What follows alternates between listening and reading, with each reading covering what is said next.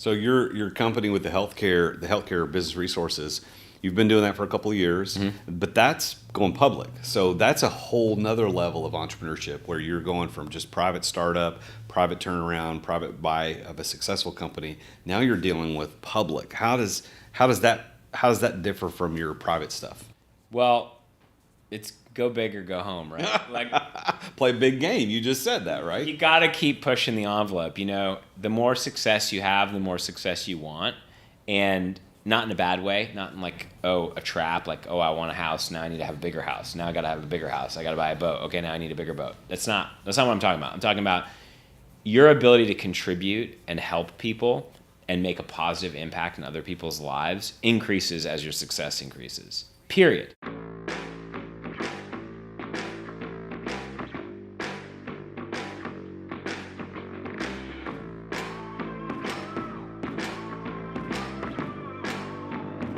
In today's ultra-competitive business world, being a successful entrepreneur or business owner can be very challenging. Fortunately, contemporary times have blessed us with resources for tackling those challenges and getting us to success more quickly than we could have imagined. Welcome to The Root of All Success with the Real Jason Duncan, a podcast that explores how the world's most powerful entrepreneurs grow incredible companies. This podcast looks at the 5 keys to unlocking success as an entrepreneur. A successful educator turned entrepreneur, Jason's mission is to use his gifts of teaching and leadership to help others get the results they want out of life. Join Jason every week and learn the keys to grow a truly successful business. Well, hey there, I'm the Real Jason Duncan. Thank you for tuning in to The Root of All Success today. And as the intro told you, I interview some super successful entrepreneurs every single week on the show. I want to thank you for listening. Thank you for tuning in on whatever podcast player you're listening in on. We appreciate you doing that. If you don't mind subscribing and leaving us a 5-star review, I would very, very much appreciate that. And if you don't think it's worthy of a 5-star review, send me an email and let's talk before you leave a 4-star because I want to know what I could do to make the show better for you. And if you haven't watched this on YouTube, you really should go over to YouTube and watch this because we filmed this live at the Standard at the Smith House in Nashville, Tennessee. We're sitting right here in the room we affectionately all refer to as Josh's office, even though it's not necessarily an active office, but it's this old 18,000 square foot antebellum home, still the largest and last standing antebellum home here in downtown Nashville. It's 18,000 square feet of Southern sophistication and style. It's one of the greatest steakhouses in the country. It's one of the top 5 cigar bars in the country. It's a private club as well. I'm privileged to be a member, and Joshua Sterling Smith is the owner and proprietor of the place, and we are thankful that he allows us to use his location for our studio to do these shows every single week. But again, thank you to C-Suite Radio Network for the syndication. We're happy to be on their part of their network and going out through all of the podcast players.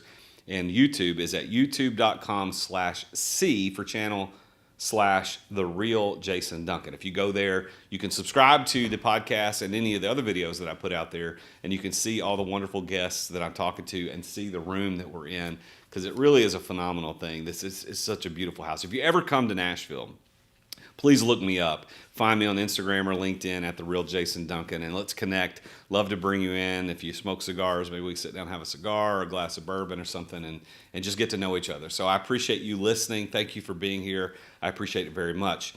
Our episode sponsor for today is a company called 8 Bend Marketing. That's the number 8, BEND Marketing.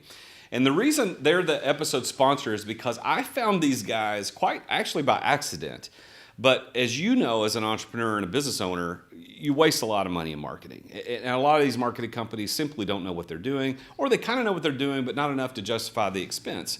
So I work with and coach entrepreneurs and companies all over the world, and a lot of times they ask me questions about how do I do better marketing? And I connect them with people that I know because that's not necessarily the thing that I do. Well, I had one client, I guess it was last year sometime, that came to me and showed me their new marketing collateral and the story that the marketing company had put together. And I was so blown away by it. It was so clear, so concise, so on point, and resonated with me. I thought, who is this? Who's the company that did it? And he told me it was 8 Bend Marketing.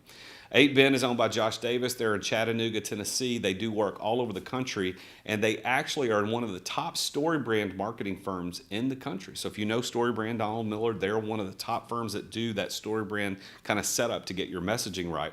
So I met Josh, actually hired him to do some story brand stuff from one of my companies, and I asked them if they would be interested in sponsoring one of our episodes. And today they are the sponsor. So they've got a special step-by-step program that they use specifically for small business owners to go through the story brand process, to give them everything they need to know about setting up that story. So we're very appreciative of 8Bend sponsoring today's episode. And if you want a special offer for them, you can go to 8bend.marketing. That's 8, the number 8, BEND.marketing/root, as in root of all success. And at that link, there's a special gift and a special service opportunity for you as a listener of the podcast. So go to 8bend.marketing/root so that you can make sure you get your messaging clear. All right, let's dispense with all of that stuff. Let's get into today's guest. So today's guest is a guy that I met, I guess it was a few years ago through a mutual friend who actually was another guest on the show previously. And we met and just kind of knew each other on the periphery of Nashville, just being in the business community, the entrepreneur community. And then his wife, who was a former guest on the show, she was episode number 2, came on the show. And this guy is also a very powerful and successful entrepreneur in his own right. And we're going to actually talk to him today about what it's like being a super successful entrepreneur with another person in the same house, but in different businesses. And so a lot of times entrepreneurs, when you find one successful entrepreneur and a husband or wife couple, they're either in the same business or they're doing things similar, or one's not an entrepreneur at all, like my wife. But this couple, this power couple here in Nashville, have their own super successful entrepreneurial journeys that we're going to talk about. He started out as a private equity investor, and he's now the CEO of a public company. He's a serial entrepreneur, got a lot of things going on. He actually grew up in San Francisco. His dad was a real estate attorney. His mom was a commercial real estate broker. He went to USC, and he studied and graduated with a degree in international relations, and spent his first part of his career in real estate and investment. And then his last job before he really got his entrepreneurial career going was working for the Duke of Westminster and a private equity in real estate, which is kind of interesting. I've never had anybody work for a Duke before. In late 2007, he quit that lucrative job in San Francisco to start a financial literacy and trading company called Dollar Camp. And what he does with that is he teaches financial literacy to people, and because he saw there was an opportunity and a need for that. And I resonate with that, and I'm sure you do too, is that financial literacy is one thing missing from so many entrepreneurs, which is why I think it should be part of every entrepreneur's education as you're growing up as an entrepreneur, learning financial literacy. Well, it was a tough thing. Like most entrepreneurs, suffered through that and ended up landing Paul Mitchell as a client. And over 10 years later, they've trained over 65,000 hairdressers on financial literacy, student loan management, how to handle all those things, and he's very proud of that. He ended up in 2012, I think it was, he pulled in another guy to run day-to-day operations, ended up moving to Nashville, and started purchasing turnaround companies, did a metal building construction company, turned that around. And his recent project is, and what we're going to talk about today, is a healthcare acquisition company. That's the one that's going public. And I'm going to let him tell you all the details about that. But his wife, Meg Epstein, was, as I said earlier, was episode number 2, one of the more popular episodes I've had on the Root of All Success. And they are indeed an entrepreneur power couple here at Nashville. So without any further ado, I want to introduce our guest for today, Mr. Stephen Epstein. Stephen? Thank you for being there, man. Thank you, Jason. That is the best introduction I've ever had, man. You're hired. You can come and introduce me any day. Well, it's easy when you've got good assistants who take time to write the notes and give that to you. So now I want to start here because there are several power couples in Nashville and different things. There's real estate power couples, there's banking power couples, but in the entrepreneur space, I can't think of another one where there's these two people who are killing it in the entrepreneur space like the Epsteins are. Well, so that's very kind. That's very kind. But what's it like? I mean, you and Meg are, living in the same house, running, multi-million-dollar companies, but in separate worlds. What's that like?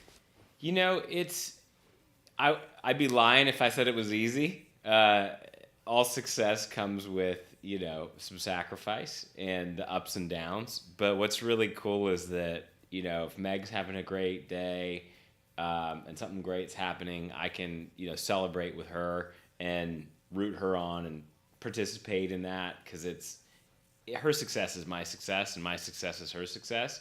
So that's really exciting, is when things are going great for her, it's like things are going great for me too. And vice versa, right? I can, share my wins and victories with her. Now, the opposite's also true, which is that if you have a really hard week, a deal blows up, something goes wrong, a person quits, I mean, all the things and problems and nightmares and headaches of doing deals and, trying to make things happen, it's a roller coaster, man. And then you got two people riding a roller coaster side by side, one's up, one's down, the others, it's like you're both down at the same time, you're both up at the same time, one's down, one's up. It's an adventure, man. It's not for the faint of heart. No. Well, entrepreneurship is not for sissies. And you've got two entrepreneurs in the same house doing two different ventures that are wildly successful. But you guys do a lot of adventure stuff anyway. Like, you like to do kite surfing and hiking. She likes reading, massages, and all that kind of stuff. But you guys recently went out, or maybe it was last year, on a sailing trip. And you guys stay pretty busy in business, but you also play hard as well, right? Yeah, I think that's important. You can't just grind endlessly, because it's diminishing returns, right? You lose the ability to stay focused and engaged and excited, and then you just become not fun to be around also at a certain point. So I like to go really hard for like a stretch of 30 days, like, flat out, and then take, 3, 4, 5, 6, 7 days off, just try to unplug, recharge. But yeah, Meg and I love going sailing. We try to do it once or twice a year, go on a sailing trip. We've been to Tahiti, we've been to Belize, we've been to Italy, we've been to the BVIs. It's our thing. We love it. Yeah, and you guys are so busy.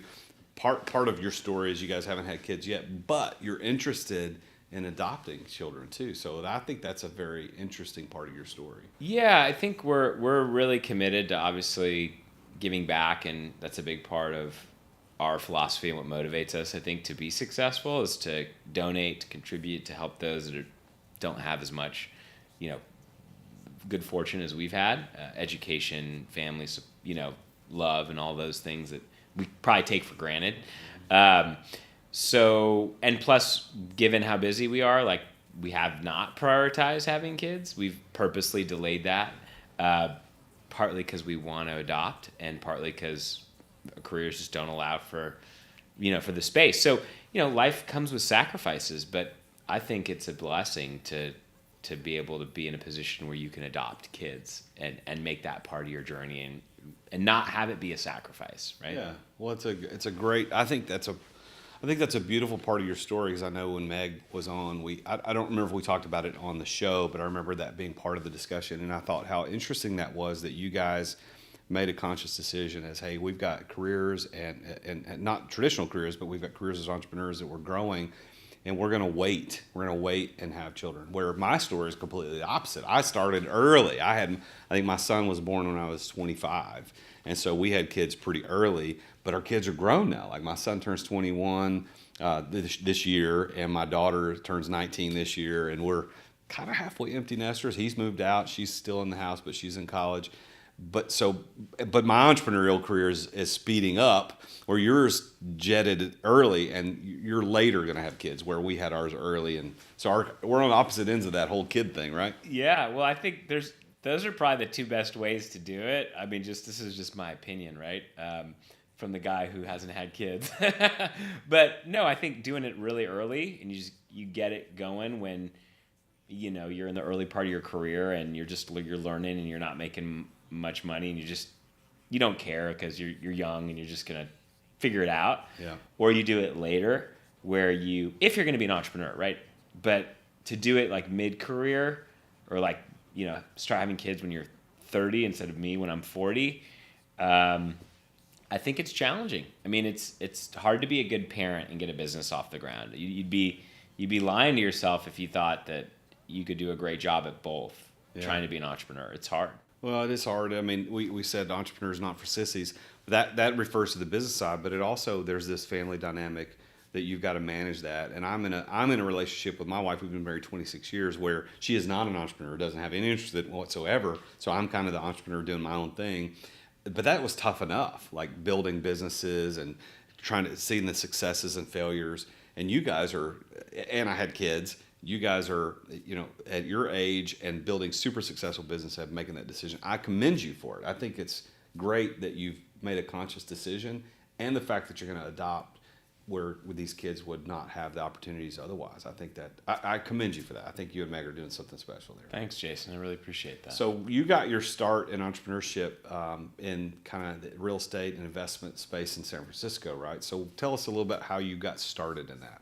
Yeah, I went to USC. I was lucky that I had some friends that were pretty well connected in the real estate market in Los Angeles, and I worked for a student housing developer right out of college, my first job.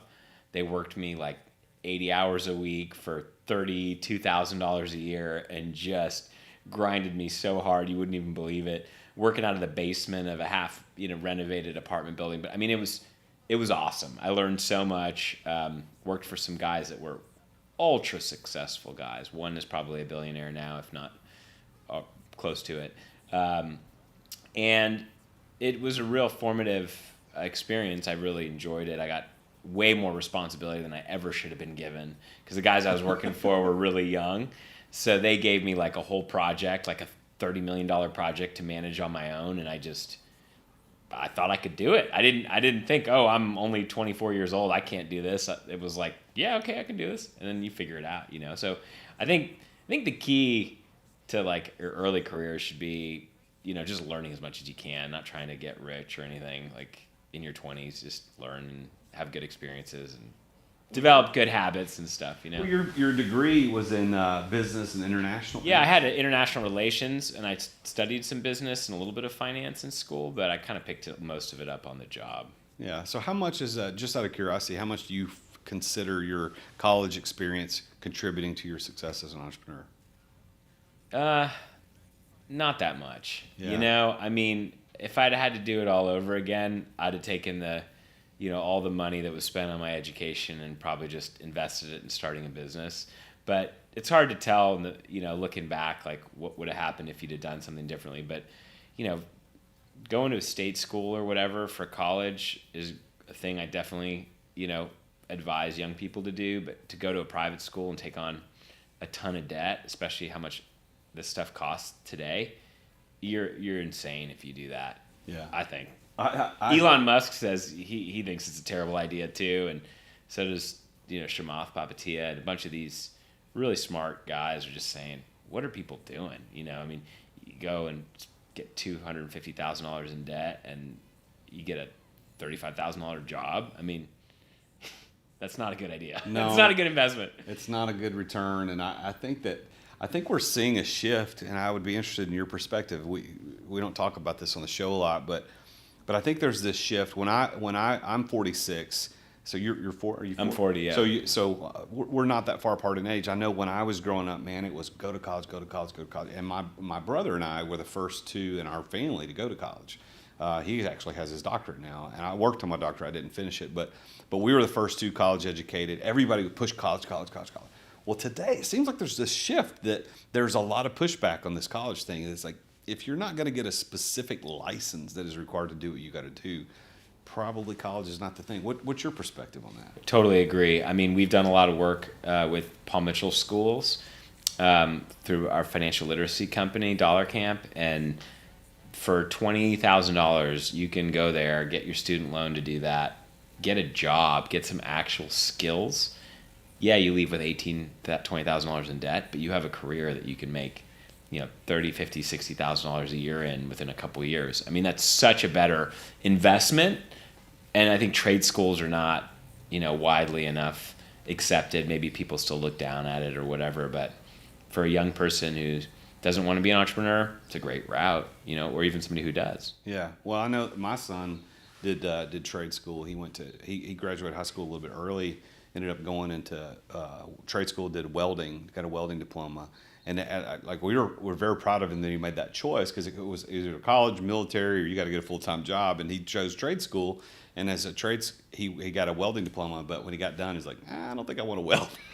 So I think the trade schools, I believe in them conceptually. I think that there's probably still some more years of picking the right route, because you still spend time and money to go to a trade school. And if you spend that time and money and you end up not doing it, that also is a waste, even though you're only wasting $4,000, not $40,000. Yeah, exactly. Like it's still something. So I thank you for taking that little stroll down the college thing, because I'm always interested, for those who did go to a prestigious school like you did, like how much did that contribute?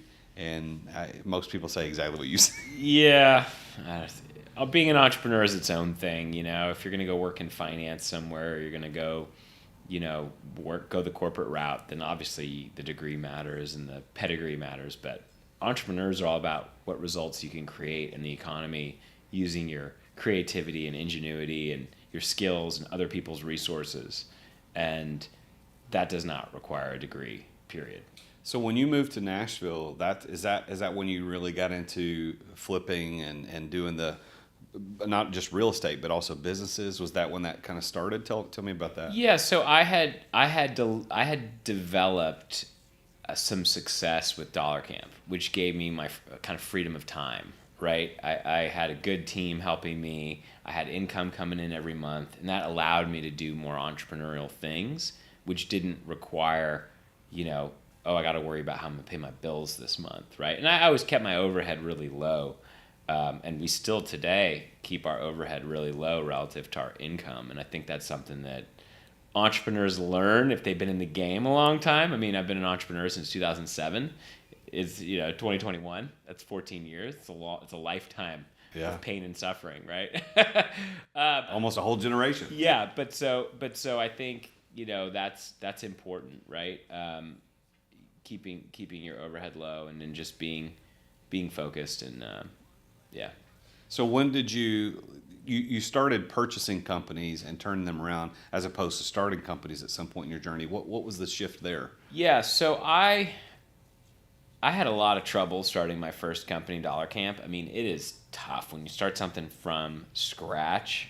As any entrepreneur will tell you, man, it is a lot of work. And I think I had the idea or the epiphany that maybe it's easier to take a company that's already kind of maybe not doing that well, but is already something going, and spend the exact same number of hours and instead kind of turn it around, right? You're starting with something as opposed to literally starting from scratch and having to come up with a logo and a design and try to find clients and things like. So I after about 4 or 5 years, so from 2007 to 2012, I had enough of starting a business from scratch and said I want to try buying businesses and growing them or turning them around. First one was a failed business that I basically bought this construction company for the cost of the equipment and the machinery, and spent 2.5 years of real hard work turning it around. And now it's not a huge company, but we're on a $5 million run rate. Right now, we'll probably do $10 million next year. We could easily do $20 million in revenue the following year. I mean, the company's been doubling every year for the last 3 years, and we're just getting started. So let's talk about that. So when you bought this company, obviously that's a common thing where companies are going down and somebody comes and just buys the equipment. How much time did it take from you to be like day-to-day operations to get that construction company turned? So initially, the first year, it took an enormous amount of time. I was really involved. But I could afford to hire people and subsidize the turning around of the company because I had income coming in from other places. So that's kind of the route that we went. Brought in a team. I would recommend people buy a successful company, pay more. So I'm making the progression, right? From starting it from scratch, which is the hardest, turning something around, which is broken and dying, second hardest, buying something that's already successful and making it better. This is the spectrum that I've been traveling, and I'm happier and happier as I move away from starting stuff from scratch. Yeah, so startups are difficult. I've started up I think I've never bought. I have to this day. I've not bought an existing company. So all the 12 companies that I've had a part of ownership, I've started every one of those, and they all have different versions of hard. But the one, they're all difficult. Yeah. They're all difficult. So you've gone through the startup. Then you bought a turnaround opportunity, which is what is commonly referred to as I'm going to come in and turn this company around. And you spent that first full 12 months really digging in, but you had capital to subsidize that. I love that you said that, because I think entrepreneurs think, oh, well, all I got to do is go pay 10 grand to buy this equipment from this construction company and I'm golden. No, that's going to take a lot more than just the cost of the equipment to make that happen. Yeah, we put about $250,000 into that company over the course of a little over 2 years. Yeah. Which we cash flowed. But it was really cool because we could expense that, right? We were operating losses. Mm-hmm. So if you think about it, you buy a company, the money that you spend to buy a successful company can't be expensed. It could be, some of it could be depreciated over a number of years. But in this situation, because we're bankrolling the losses of this company, we were able to capture all those losses and use them to offset gains in other areas. Meanwhile, over time, we're building up a successful business that's actually worth a ton of equity, and we got to expense every dollar that was spent creating that company. So that's what's really cool about a startup and a turnaround, is you get to use those losses, right? That's right. So anyway, just a little. I'm a tax nerd. I love getting into the details on how do you optimize for taxes and how do you move money between companies in a legal and ethical way to be able to take advantage of these things. So let's talk about that. I want to go from, I want to talk about your startup to turnaround to successful purchase. I want to do that. I did 2 turnarounds. We did a granite and stone business. That was the other one, which is another turnaround. And thank God I had two good partners on that. A lady named Angela and my buddy Dan, who stepped in, because I realized pretty quickly that I wasn't very good at operations. I'm much better on the front end of a deal, figuring stuff out, putting the team in place, getting it financed, figuring out the loan, raising the equity, finding the team, putting the guys in the right place, redoing the marketing on the front end. That's my sweet spot. If I could just keep doing that, I'm really successful. But when I start to get into operations, I'm less successful. So I think,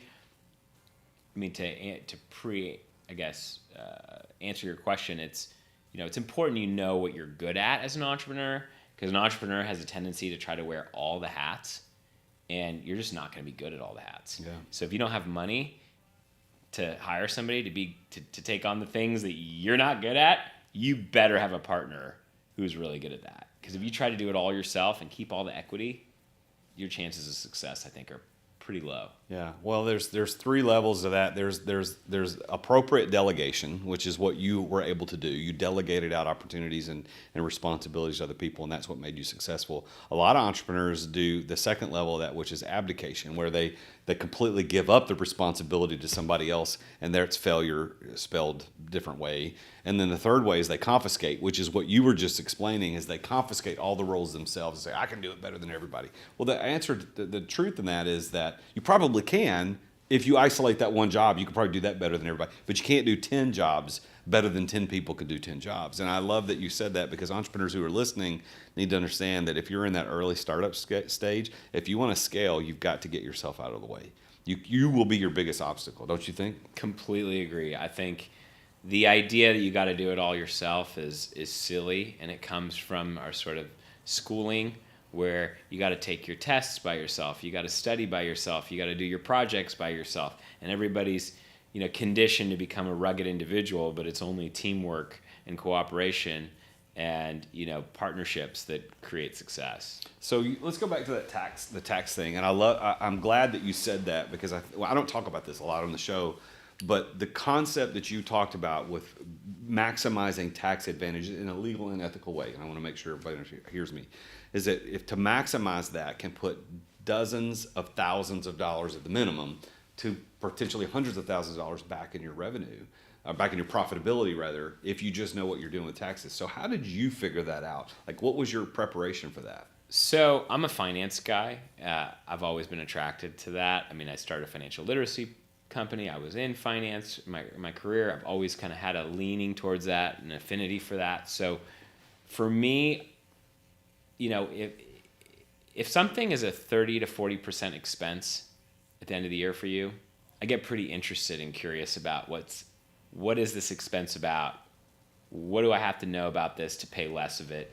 I think there's an attitude of let's just make more money and just pay the tax, which is cool and fine, but literally tax is your largest expense normally when you start to be successful. Literally, more than payroll, more than anything, especially on your personal balance sheet. So, or personal P&L rather. So I think entrepreneurs have a responsibility to get educated on it, and that could just mean finding a good CPA who's willing to walk you through stuff and take the time to explain things if you don't understand it. But you do need to understand the concepts, right? The tax code is written, I think, as a series of incentives for business owners. That's all it is.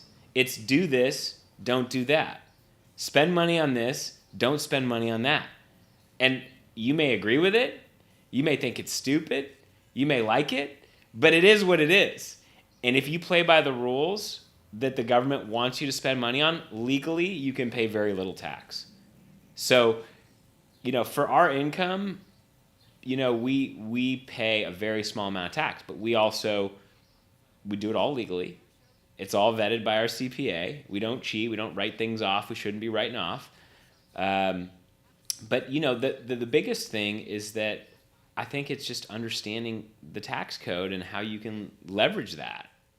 But you can't spend all your money on vacations and yachts if you want to maximize your tax. But I guess you even could, because you could buy a yacht, put it in charter, and write it off in the year you buy it. So anything's possible. What's the coolest tax advantage story that you can think of off the top of your head that would be an interesting legal, ethical way for an entrepreneur who's listening to go, ooh, I didn't think about that. I should do something like that. That I've done or that I've seen? Well, either one. I'd say there's a couple. I mean, we created, so if you're in the technology space, there's research and development credits that you can use, right, to basically get money from the government. And it's totally legal. Anybody with a business that's engineering-based or technology-based generally applies for it if their technology development's happening in the United States. So we actually set up a little company, taxcreditexpert.com, to help people get R&D credits, because this is just a little side business that we created for our healthcare company, because we're working with so many healthcare companies and we come in contact with people and we're like, hey, are you using the R&D credit? And they're like, no. We're like, we'll help you with that. So that's one. Depreciation is a great thing. If you can buy your own office space, I mean, you're not going to do that at the beginning, but if you can buy, Meg is buying an office building for CA South, and we're buying an old building and renovating it, which means you can expense a lot of the renovations that you make through a cost segregation study, which your CPA can help you with. There's so many things. You just have to get educated on it. It's like anything. Well, you're mentioning a lot of stuff. The R&D tax credits. I have a friend who has a company that does that in California. Yeah. And so I'm familiar with it. And we ran one of my companies through it, and there was nothing. We had nothing to qualify. But we did run it through there because they do it for free, and if they find it, they do a capture. So you could do that essentially for free if you know who to talk to. Maybe you go to, what's your website again on that? Taxcreditexpert.com. There you go. So go see that. The other thing you mentioned was depreciation. And if you don't, I would say, and you would probably echo this because you were talking about it, is if you've got a CPA who knows what he or she is doing, that depreciation can figure out ways to legally save you a lot of money that you otherwise wouldn't be paying taxes on, 30 to 40% taxes on. And then you mentioned the other thing was cost segregation. And I was an entrepreneur. Golly, how many years was I in entrepreneurship and business ownership before I realized that was even a thing? And then once you realize, oh my gosh, there's so much money still available that we don't have to send to the government, that we can keep legally under their rules. So everybody go look that up. Go look up depreciation. Go look up cost segregation. Go look R&D tax credits. Those are three good ways to save a lot of money on taxes. That's right. And, also charitable contributions, right? I mean, we Meg and I think it's really important to donate money, and we have done that, I would say, very consistently for a long time, in good years and bad years. And you can accumulate and continue to roll those forward. if you can't use them all, but that's great. That's a great way to save money on taxes. It's like, you want to give money to a charity or you want to pay Uncle Sam? I'd much rather give just a bunch more to charity and save the taxes there. Are you familiar with donor advised funds? Do you use a little those? bit. I haven't had to use those yet, but it's on my radar. Yeah, those are, and I'll give just a brief snippet. I was introduced to that through a friend of mine who's also an entrepreneur here in Nashville, and he mentioned it to me, and at first I was like, I don't have any idea what you're talking about. So then I went to a finance investment guy and said, tell me about this. And so the concept is a donor advised fund is you can set this up through, the Charles Schwabs and the Raymond James of the world, and they take, you can deposit, or I guess a deposit or / invest your charitable contribution directly into the fund, and at that deposit you get 100% charitable contribution tax deduction. So if you have $100,000 windfall, then I'm not going to give this to my church. I don't want to write a check to the Red Cross just yet. I don't know who I want to give it to. You could put it in the donor advised fund, and then later you can distribute it directly to the 501c3, and you get the deduction immediately. Now the cool part of that is that it grows as an investment as it's in the donor advised fund the whole time that's in there. So you could leave it in there in perpetuity. You got the credit, you got the deduction the day you put it in, and you can distribute it at any time. So we do that. My wife and I, we set one up a long time ago. And so there's a charity that we like to support for their annual events every year. And they'll call and say, hey, can you support us on our event? Sure. And I just log into my Charles Schwab account and I send my donation directly through that. And it comes from, I named the charitable fund something that nobody could ever track back to me.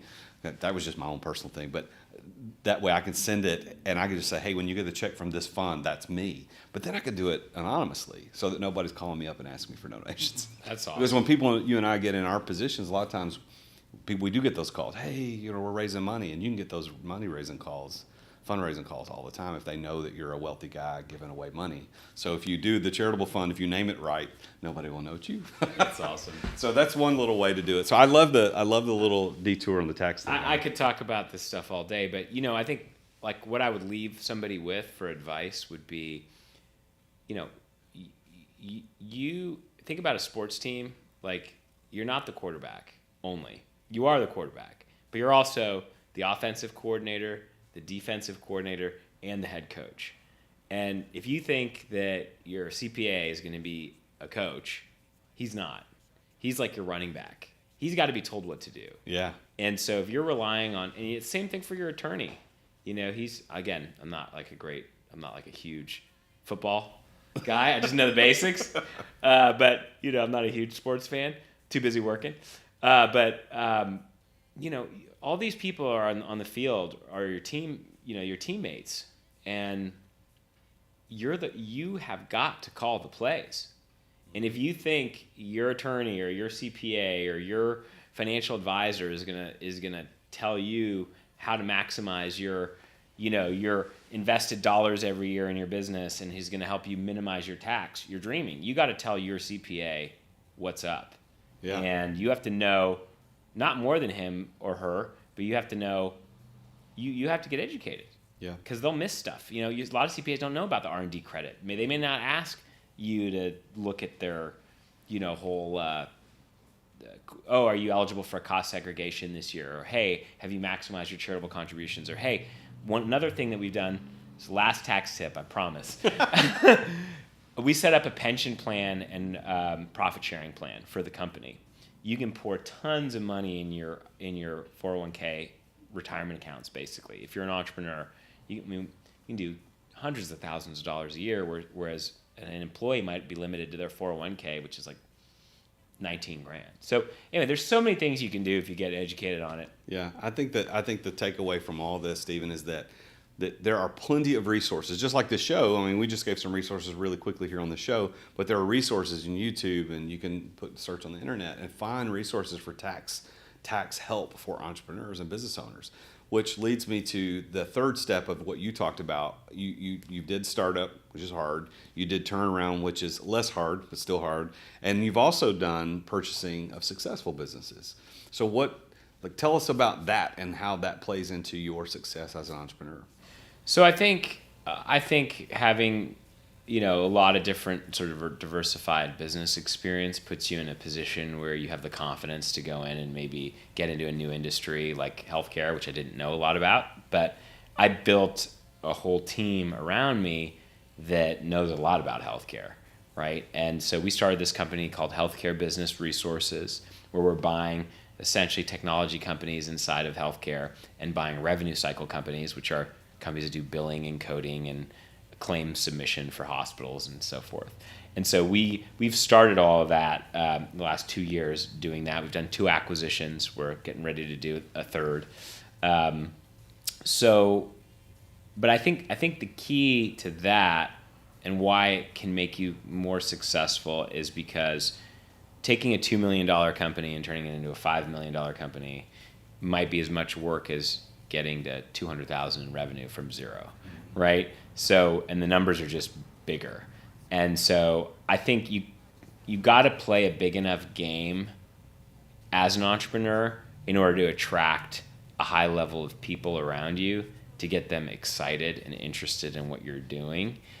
And, I could talk your ear off about what we've done wrong and all the mistakes we made and all the good things we've figured out along the way. But like building a team around you, like an advisory board, is so important. Like no company is too small to have a competent advisory board of really successful people. There are so many people that want to help you. You just have to ask. And these don't have to be people in your network. You can go on LinkedIn and find out, okay, who's the guy who's now retired or the lady who's now retired who, built up a successful consulting business like I want to build and has done it before and is now sitting around like doesn't want to play any more golf, doesn't want to spend any more time with her grandkids. Like, she wants to do something. She wants to stay active and busy and engaged. And you come along, interested, excited, eager, willing to, learn, humble, grateful, and, you get like some killer free advice. And then you give them equity in your deal, or you give them some ability to participate in some way, or there's always a way to loop somebody in to make it worth their time. So your company with the healthcare business resources, you've been doing that for a couple of years, but that's going public. So that's a whole nother level of entrepreneurship where you're going from just private startup, private turnaround, private buy of a successful company. Now you're dealing with public. How does that differ from your private stuff? Well, it's go big or go home, right? Like play big game. You just said that, right? You got to keep pushing the envelope. The more success you have, the more success you want. And not in a bad way, not in like, a trap, like, I want a house, now I need to have a bigger house. Now I got to have a bigger house. I got to buy a boat. Okay, now I need a bigger boat. That's not what I'm talking about. I'm talking about your ability to contribute and help people and make a positive impact in other people's lives increases as your success increases. Period. Like we live on a planet where you need money to do pretty much anything. You want to help, your family, you want to help your charity, you want to help whatever you want to live in a nicer home or a nicer neighborhood. Everything takes money. So I think playing a bigger game is an obligation that we have. If you have the potential, then you owe it to yourself and you owe it to the world to live up to your potential. And I feel like I have the potential to be a public company CEO, running a $500 million, revenue cycle healthcare conglomerate, and all the cool, exciting opportunities that come with that. I know it's different, but how different is that versus running a $200 million private company? What is your experience to know the difference between those two? Well, I can't say I know the difference yet because we're not that big.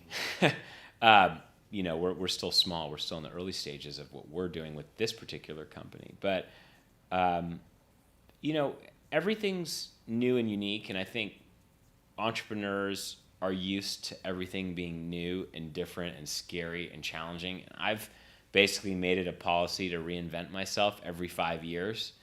And that's really scary. You make a lot of mistakes. You have to eat a lot of humble pie.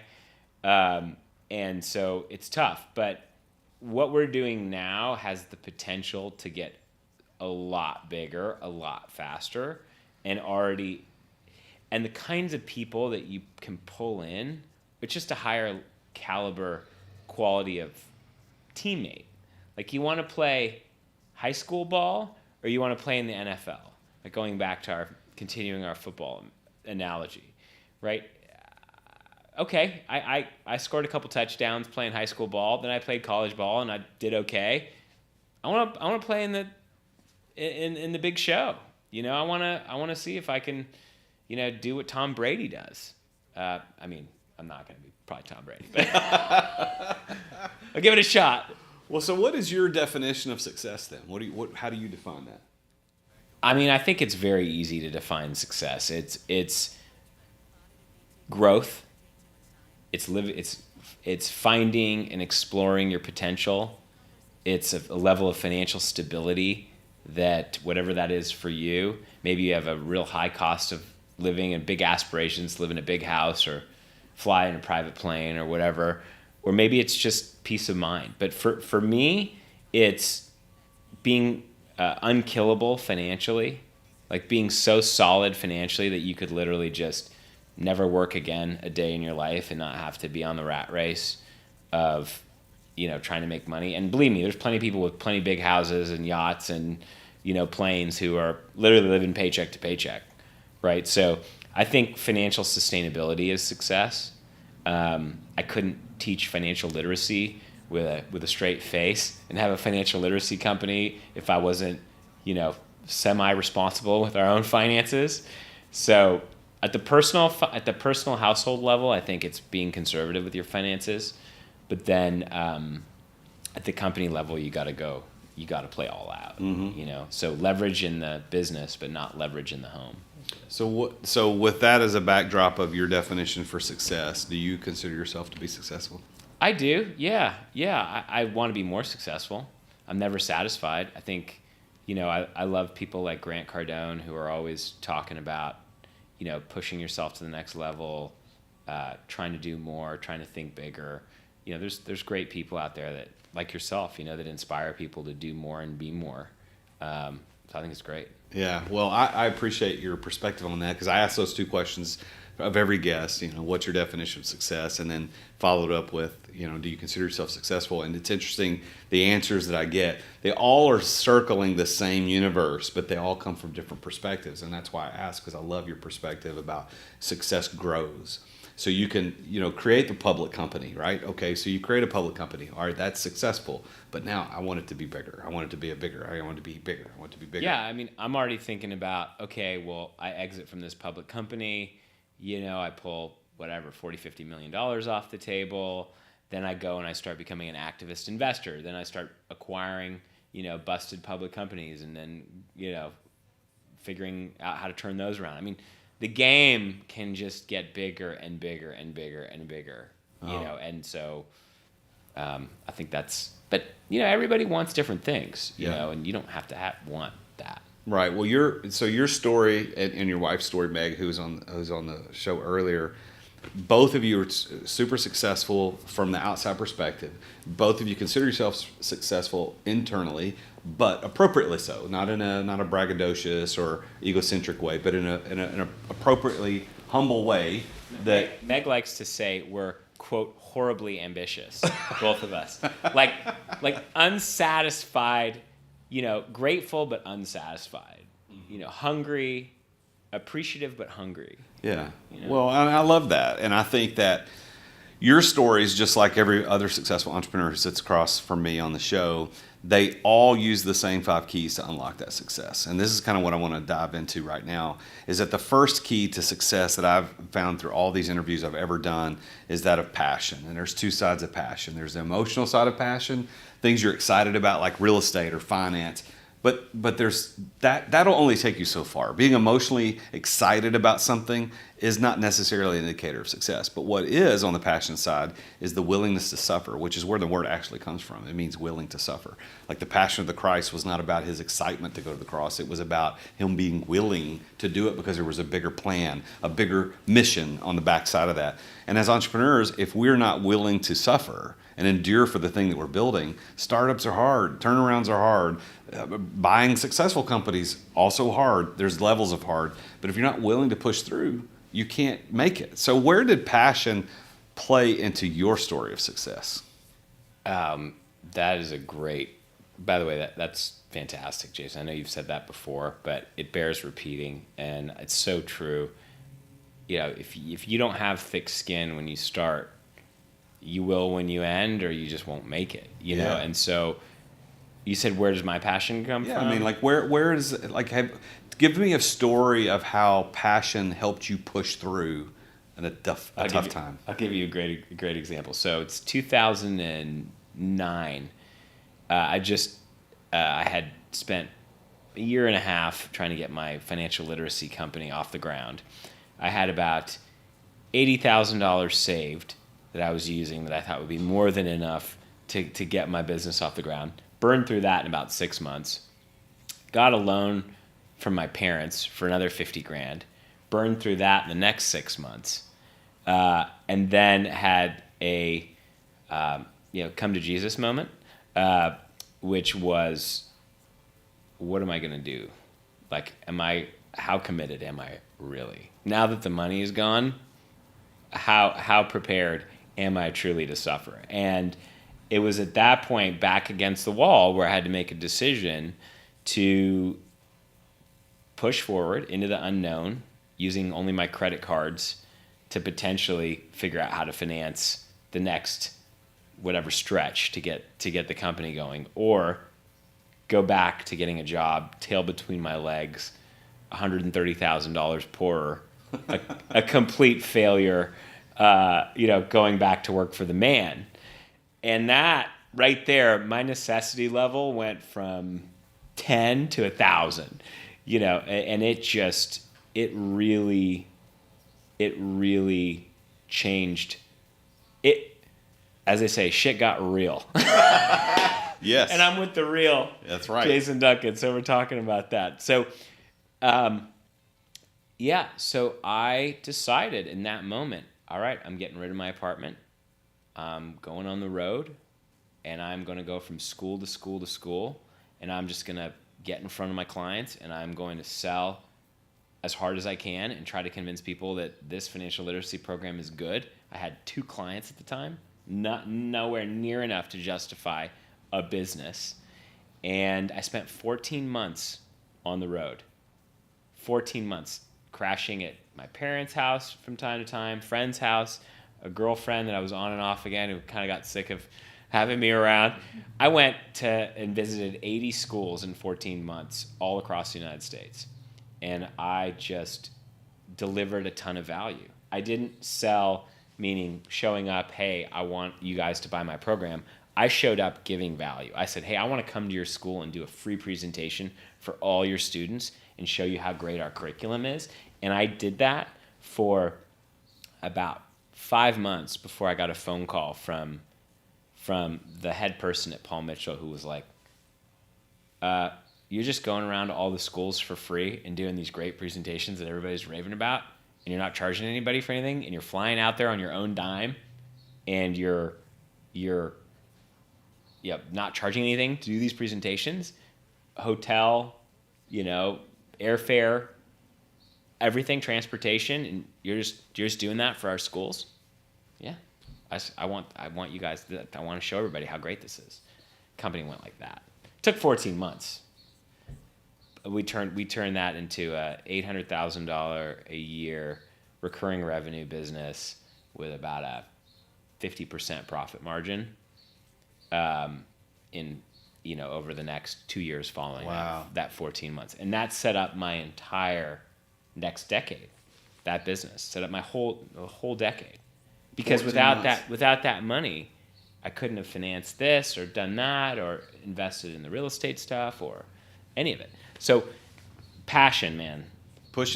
pushing through. And I mean, I felt hypocritical because I was living on my credit cards, and I was eyeballs deep in debt, and it still wasn't happening because it wasn't right away. It wasn't like, okay, I made the decision to just go for it, and a month later things started turning around. No, it took like 10 months for it to turn around. Wow. But people notice. The right people will notice if you're actually creating value and doing something that people need and want. That phone call from Paul Mitchell changed my entrepreneurial life because they put me in front of the rest of the schools, and then that led to one thing, which led to another thing, which led to another thing. And so, I was just lucky and fortunate, but I paid the price. Harder you work, the luckier you get, man. That's right. Luck is Completely. goes to the hard workers, man. It's created. It is created. Well, so thank you for telling that story. So passion, first key to success. The second two kind of go together, and you just mentioned them, even though you may not have meant to, but being in the right place, right time, and knowing the right people.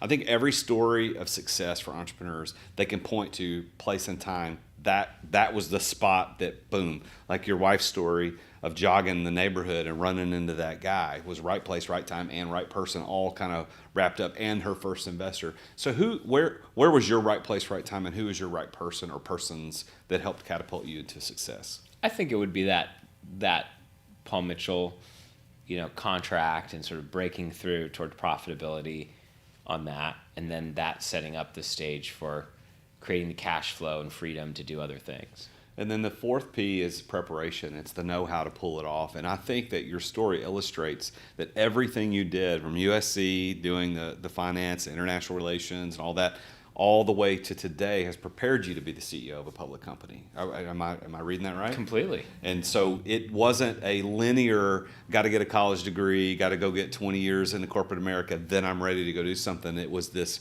ping pong experience of up and down, back and forth that really prepared you to be the CEO of a public company.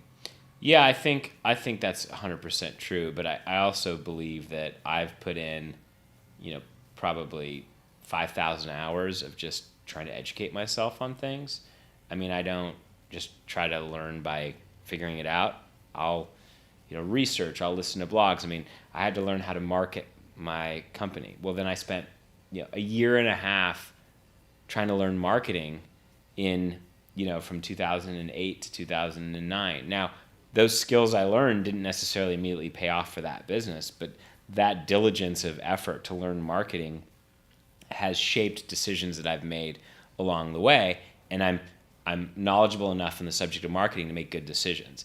Same thing for finance, same thing for doing acquisitions, or I studied all kinds of materials. I did courses in real estate before that. So you can't underestimate the importance of preparation. Like that, preparation and hard work is just everything. Well, that's the hardest one. I mean, if you look at passion, you either have it or you don't. Being right place, right time, and knowing the right people, that's either going to happen or it isn't. You have to put yourself in those places. It doesn't happen by luck. But out of the 5 Ps, the preparation is the hardest one. It's the one you've got to figure it out. Like, I'm not prepared to go start a biochemical engineering company. I don't have the know-how to do that yet. It would take me time to prepare for success in that field.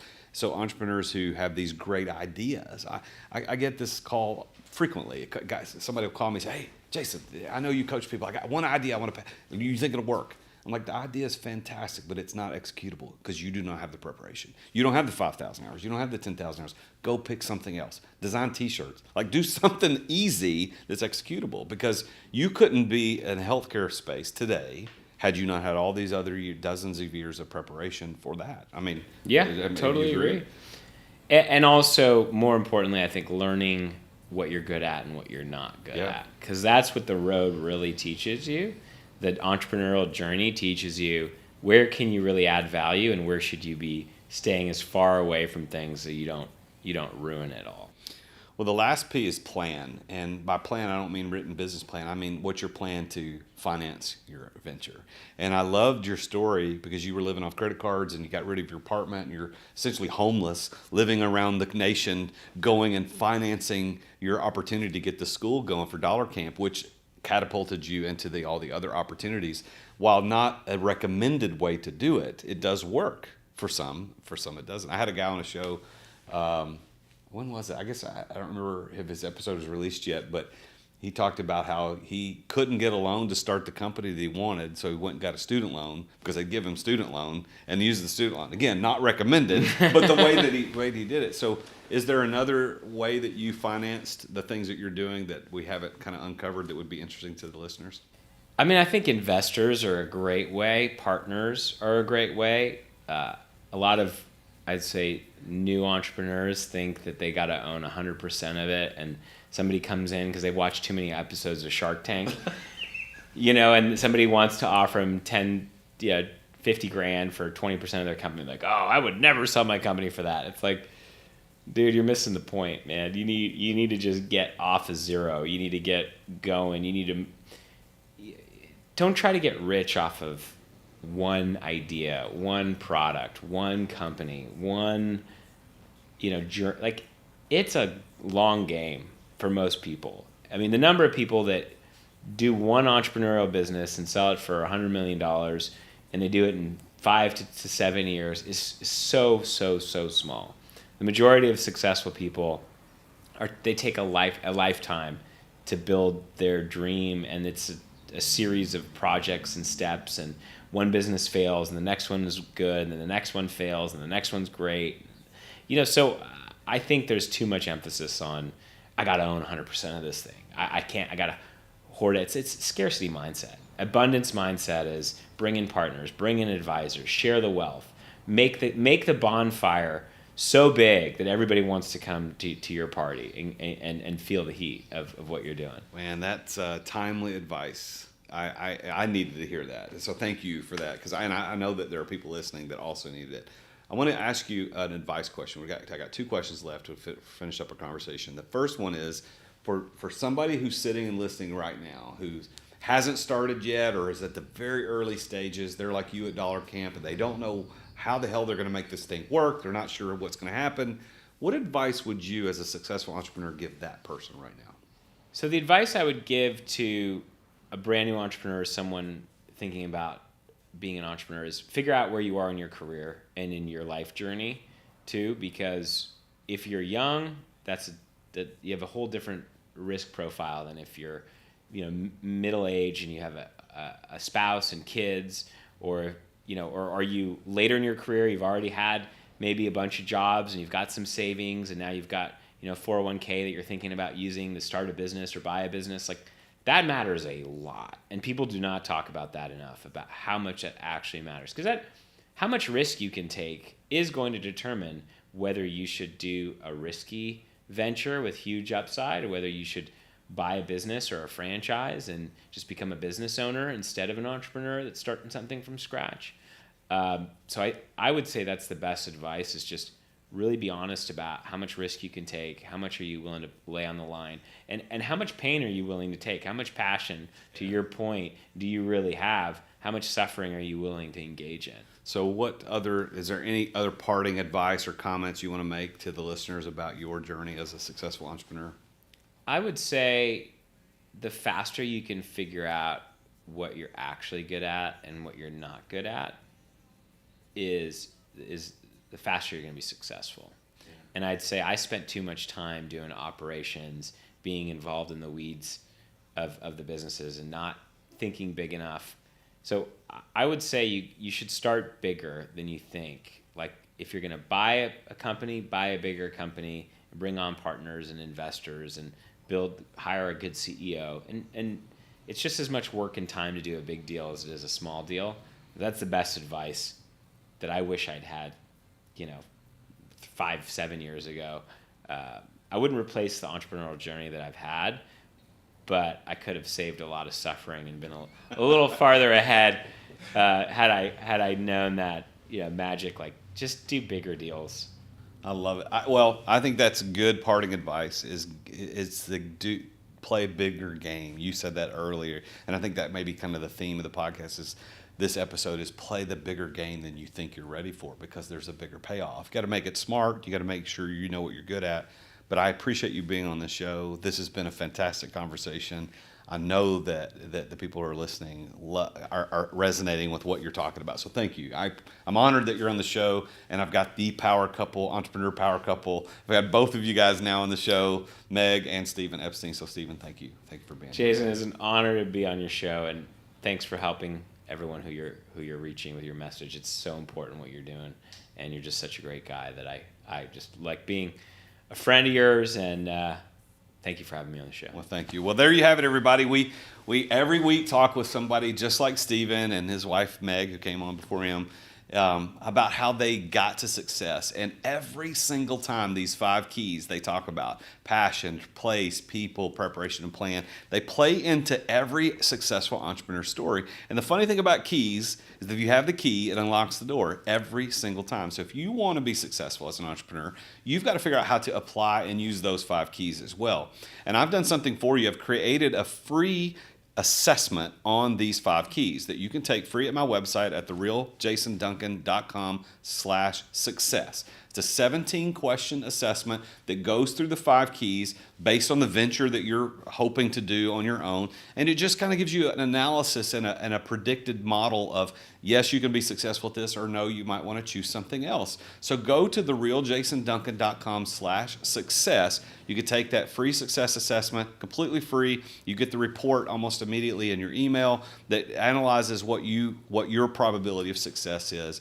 But thank you for listening. Thank you for being here as a part of the show. Again, please subscribe to this podcast. Thank you to C-Suite Radio Network for the syndication. And go look at us on YouTube, because this room is great. You got to see where we're at if you're not watching this. But thanks again to Stephen Epstein for being my guest today on the show. Next week, we'll talk to yet another amazingly successful entrepreneur on how he or she built an incredible company. And until then, I'm the real Jason Duncan, and Jesus is King. Thank you for listening to another edition of The Root of All Success with the real Jason Duncan. If you've enjoyed this week's episode, we invite you to visit therootofallsuccess.com to access the show notes and other helpful resources. Take charge of your business. Grow it from great to incredible. Join us again next time here on The Root of All Success.